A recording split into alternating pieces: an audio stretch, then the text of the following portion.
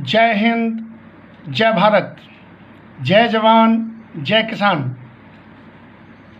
सभी को नमन वंदन। आज मैं एक बहुत बड़े मुद्दे के ऊपर बात करने वाला हूँ। वो है क्या भारत और चाइना के बीच में आने वाले समय में युद्ध होने वाला है। जिस प्रकार से माहौल बन रहा है उससे आसार कुछ ऐसे ही दिखाई दे रहे हैं। आप समझने की कोशिश करें कि चीन ने वुहान में कोरोना वायरस को पैदा करके पूरे विश्व में फैलाया, उससे उसके आंतरिक समस्या बढ़ी और 194 देशों ने भारत को WHO में चेयरमैनशिप दे करके एक बहुत बड़ा काम किया। चीन बौखलाया हुआ है।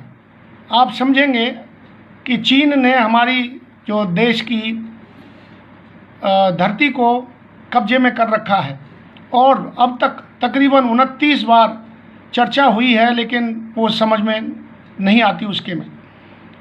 बार बार अक्साई चीन में और आपका लद्दाख में, अरुणाचल प्रदेश के एरिया में, चाहे वो अभी उन्होंने नेपाल के अंदर भी अपना प्रभुत्व दिखाने की कोशिश कर रहा है। उसके अलावा इंडियन ओशन में, साउथ चाइना सी में और पाकिस्तान को, यानी हर तरीके से चारों तरफ से भारत को घेरने के लिए वो तत्पर है और करने की कोशिश कर रहा है। कई बार पहले उसने डोकलाम में किया, उससे पहले चोला में जो नाथुला के पास में वहाँ पर उसने किया, और 1962 का वॉर तो आप समझते हैं कि किस प्रकार से हुआ था। आज वो भारत नहीं है। आज भारत जो है बदला हुआ भारत है, ये उसको समझना चाहिए।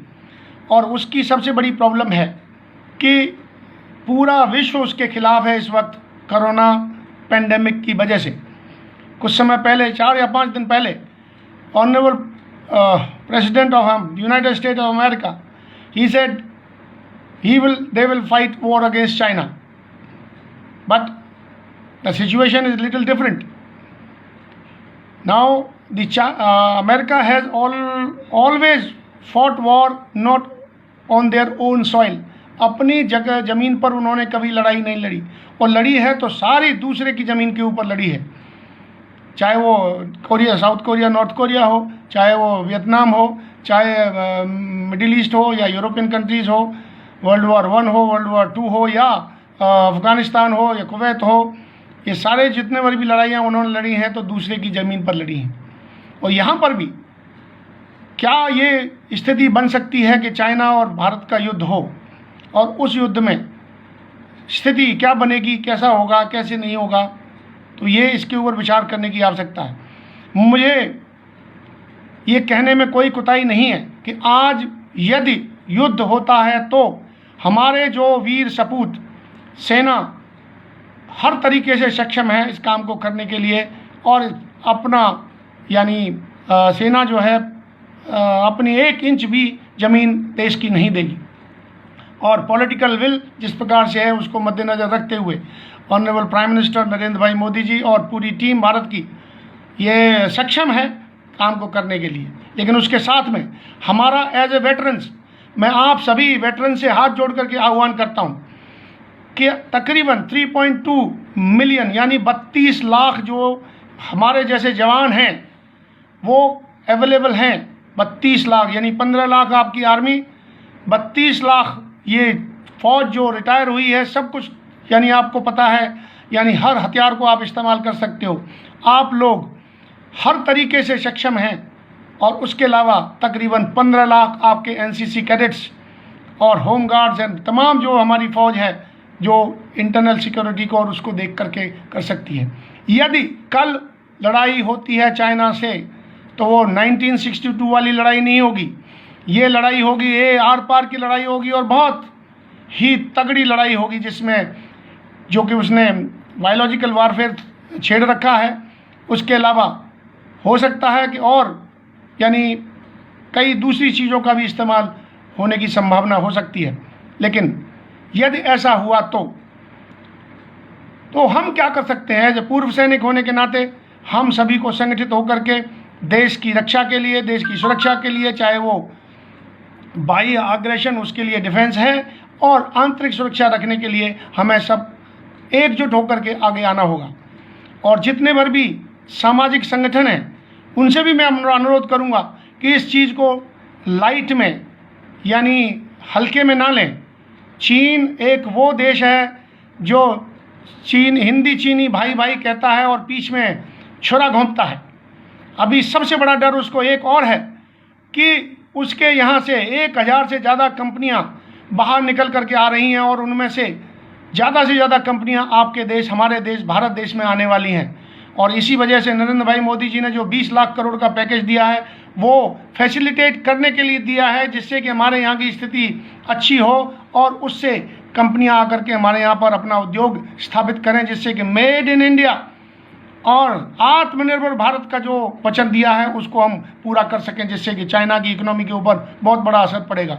और हो सकता है ये भी उसका उद्देश्य हो कि भारत के साथ में युद्ध की भावना सामने रख करके, जिससे कि उन कंपनियों को वहाँ से आने में रोके, और कंपनियाँ भी ये सोचें कि यदि कल लड़ाई हुई तो भारत के अंदर क्या हम अपना फुटहोल्ड रख सकते हैं या नहीं रख सकते। ये भी बहुत बड़ी साजिश हो सकती है चाइना की।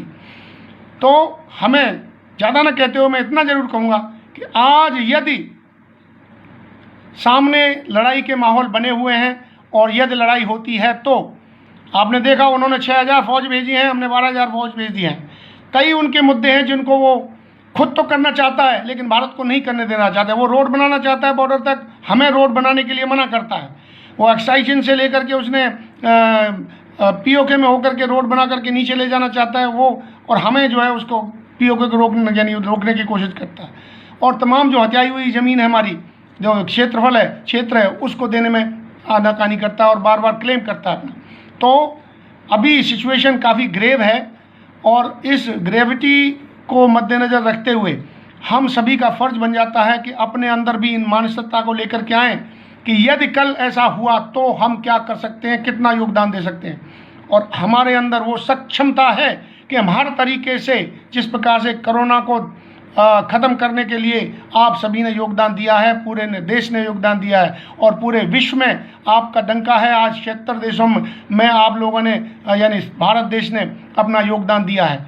तो आज चीन बौखलाया हुआ है, और वो बौखलाहट और भी इससे जाहिर होती है कि 194 देशों ने भारत का समर्थन किया है। और कल जब यूनाइटेड नेशन सिक्योरिटी काउंसिल में यदि भारत को वीटो पावर के साथ में सदस्यता मिलेगी, उसके लिए भी और ज़्यादा बौखलाएगा। तो इस वजह से हो सकता है कि ये लड़ाई होने की संभावना है। अभी स्टैंड उसमें खड़े हैं, लेकिन किस वक्त ट्रिगर होगा और ये होगा तो बहुत बड़ा होगा। हो सकता है कि ये आने वाले समय में यदि इस तरह की लड़ाई हुई तो कहीं थर्ड वर्ल्ड वॉर की स्थिति ना बन जाए, लेकिन वो तो सामने अभी आगे आने के बाद में ही पता चलेगा। लेकिन हमारा एज ए वेटरन्स का क्या कर्तव्य बनता है उसको मद्देनज़र रखते हुए हमें अपने मानसिक, शारीरिक, आध्यात्मिक और इकोनॉमिकली हर तरीके से अपने आप को सक्षम बनाते हुए, बने हुए हैं ऑलरेडी, आगे बढ़ने की कोशिश करना है और तत्पर रहना है। इन्हीं शब्दों के साथ मैं सभी से, अपने युवाओं से आह्वान करना चाहता हूं कि हो जाओ तैयार वीर साथियों, यदि जरूरत पड़ी तो आपकी बहुत बड़ी आवश्यकता होगी, आपका योगदान बहुत होगा। जिस प्रकार से हमारा एक सिपाही 1962 वॉर में होता था, 10 चीन के सिपाही सामने होते थे। आज यदि कैलकुलेशन फौज के हिसाब से लिया जाए तो ज़रूरत है कि यदि उसका एक जवान हो तो हमारे 10 जवान पीछे खड़े हों, जिससे कि चाइना को पता चलना चाहिए कि भारत क्या है, भारत बदला हुआ देश है।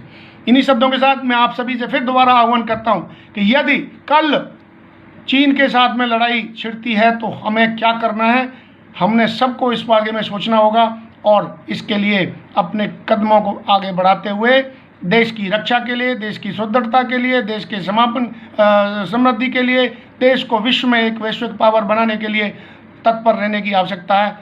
जय हिंद, जय भारत, जय जवान, जय किसान।